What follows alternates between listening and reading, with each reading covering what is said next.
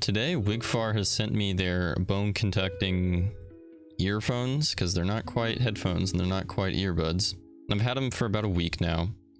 And starting off, we'll look at the packaging. Pretty plain. I think they're trying to go for the sleek look, but it doesn't quite work. It looks plain. But that aside, inside the box, you'll find the earphones themselves, a Type-C charging cable, earplugs, like foam ones, and the card that details like the warranty as well as like instructions and whatnot. The specs here, it's IP55, so definitely don't want to dunk in water, but any splashes or whatever will be just fine. They claim 8 hours of battery, which lines up pretty well to what I've experienced.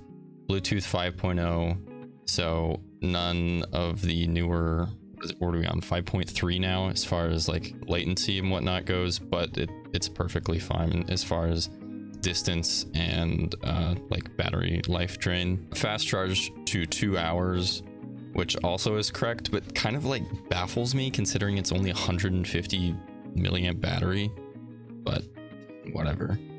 And then as far as control goes, there's just a single button that powered on, powered off. You can press it once to pause or play. You can press it twice, I believe, to bring up your assistant. I'm not a big fan of that, so I never used it. 3 times to skip forward, 4 times to skip back. You have to go pretty quick on it, but it's once you get the timing down, it's consistent with that. So as far as the feel of it goes, it's got that soft touch rubberized feel to the entire thing. And none of it feels like hollow or plasticky at all, which is really good because it doesn't feel cheap, not even the button. The wire, and they show like, oh, it has full 360 movement and stuff. This thing it's quite stiff. Like you can bend it if you need to. Again, I don't know why anybody would be bending the wire in the back there. But it snaps right back into place. And it stays there. So if you're hoping this was almost like 2 things you could clip on your ear and there just so happens to be a dangling cable in between, that is not what this is. It's like a headband that you wear sort of behind your head rather than on top of it, which causes some problems as far as if you want to lean back at all, because that wire is suspended in the air behind you. If you lean onto a headrest, or say you want to lay down in bed or anything with that, it just won't work because now you're pushing that wire and the earphones will end up falling off. So that's, I mean, it's good that it's one sturdy piece, but with that, you can't lean back anymore. As far as fit goes, they hang over your ears like a pair of glasses, and they feel like that somewhat, but you can still wear a pair of glasses, and the only discomfort really is the fact that they only make contact at the very top point of your ear, where the glasses and the earphones rest. Other than that, they don't get in the way of each other, so you can definitely wear it. I mean, it's obviously more comfortable without it, but you can get away with it and it's not that bad. That's how the fit goes with sort of the ear clip, with the, I guess, pad that will produce the sound, the speaker. It's relatively, it's good size. It's not super small where it feels like you have this small thing drilling into your head making noise, but it's also not so large that it looks really odd and feels odd. I think they got a very nice size down on it, and so that sort of pad there has nice rubber on it, so it's not painful with harsh plastic vibrating against your skull. And the way it sits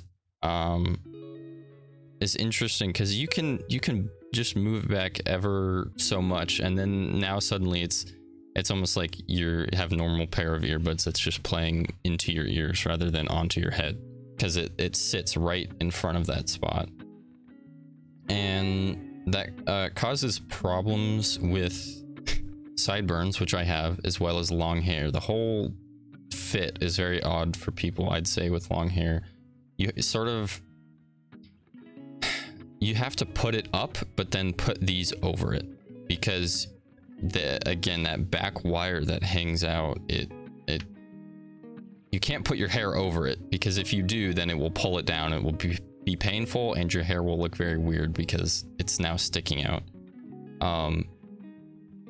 So you have to tuck your hair under it and like put it away. So anybody with sort of bangs that hang over their ears, you're gonna have to move those. And unfortunately mine don't cleanly do that, so I've found them getting in the way. So if you have long hair, that's something to take into consideration. So that's physically what it's like wearing it and using it. Sound wise, it's like a speaker and headphones put together, where you don't have any of the staging that you would get from closed back headphones or earbuds, but you do have that closeness that headphones have. So yeah, it's kind of like playing a very small speaker close to your ears. And again, you have no seal, so a lot of details and stuff get lost. So because of that, there's a lot of sound leak, and at max volume, it sounds about like 30% on a phone speaker, and then like at 50%, it's maybe like 10% on a phone speaker. But people can hear it, and they can sort of like get an idea of what you're listening to, but they can't quite make out words unless you're at max volume. So for me, I really don't like that, because I don't want to bother people with what I'm listening to. But it's not terrible, and I don't know, like, unless it needs to be dead silent, I don't think anybody's going to complain about. Basically, they can tell that you're listening to something with these on. As far as what you feel, because again, this is just vibrating your head, it kind of just sounds like normal headphones or earbuds up until like the 60-70% volume, and anything past that, you can feel the big parts, especially the bass, rumble your head. And at that max volume, it does get quite loud, and it's an odd sensation, because you don't hear the max volume of a speaker bouncing around your room, so then you know it's loud, but you also don't have that somewhat like painful discomfort when you max out volume on a pair of earbuds, where you're just blasting your eardrums in this small space. So it's very, very odd, but in a good way, where yeah, it doesn't hurt your ears, and you can have it loud, and it's not bouncing around your room. But when you get to that max volume, if most bass, it's a very odd sensation. It really does rumble your skull, especially if it's like harsh. Like it's not too bad if it's I suppose subtle bass, and it's not the type of like, oh, I'm a bass head, man, I love the rumble. It's like it's because it's coming from a single point, it's less enjoyable at higher volumes. So yeah, overall though, if we go onto Amazon, it's currently $29, and price, features, style, just about everything, it's pretty standard in its competitors. This is a very niche product, I think, and if it fills your needs, then it's good, and it does that job well. But I would say also take a look at the Sony Link Buds, and that also allows you to hear everything around you.